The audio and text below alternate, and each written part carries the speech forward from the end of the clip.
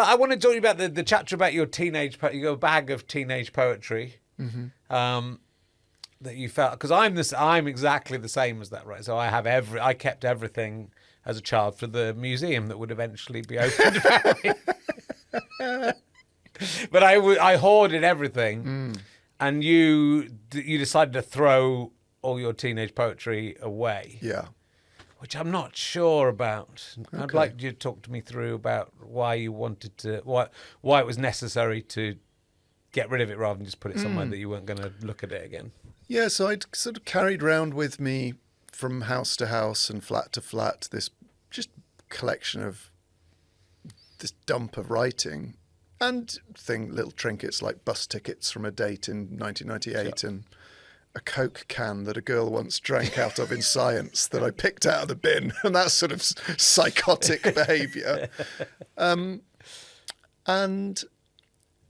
I think I'd often gone up into the loft and looked at it and then left it for another year and just felt so ashamed and so embarrassed and so like heavy and sort of embarrassed about that teenager that I think once I began to address some of the reasons that teenager was so unhappy and so down on himself, I could let go of that stuff through being compassionate to him and learning to speak to myself in a different way. That meant that the stuff he wrote, I was sort of keeping it because I hated it. Yeah.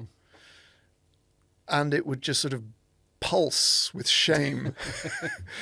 But as soon as I was able to tend to that boy and understand him and be proud of him, I could go, I don't need to keep this evidence of how upset you were because I feel it.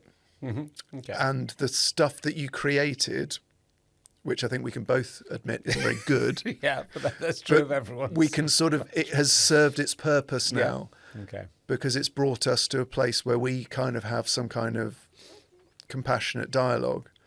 So it doesn't need to exist in all of these poems about girls you're obsessed with, or these sort of slightly odd Chris Morris-esque sort of novellas and weird plays where you were experimenting and you were just expressing yourself. And I'm so grateful that you did that, but it's time to just let it go. Okay. I'm not getting rid of mine.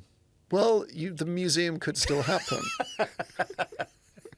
I think the future academics will want to study my diaries. You know, when Philip Larkin died, he ordered his secretary to burn everything, and she burnt everything.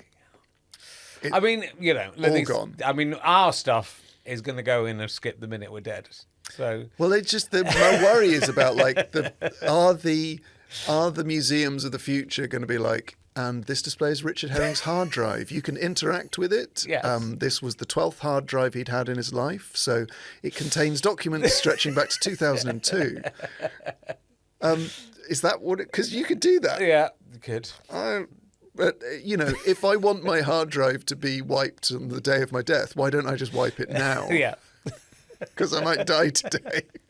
I like the bit you have some nudes of some former girlfriend under tax affairs or something in a folder, which is the first big place people would look for it. But absolutely what you do.